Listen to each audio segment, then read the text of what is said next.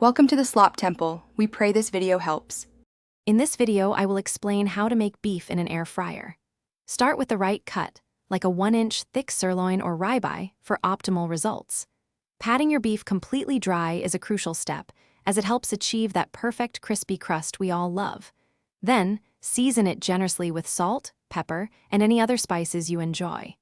This simple preparation ensures maximum flavor and a delightful texture in every bite. Preheat your air fryer to 400 degrees Fahrenheit for about 5 minutes. This ensures a consistent cooking temperature from the start.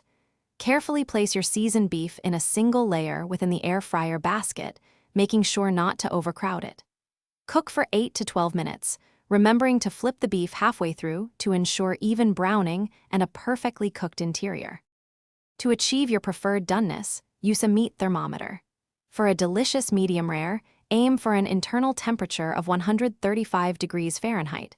Remember, temperatures will rise slightly during resting. Once cooked, it's essential to let your beef rest for 5 to 10 minutes. This crucial step allows the juices to redistribute, resulting in a more tender and flavorful piece of meat. Once rested, slice your beef against the grain into desired portions.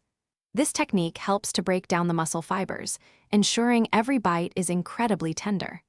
Serve your delicious air-fried beef immediately alongside your favorite roasted vegetables, a fresh salad, or creamy mashed potatoes.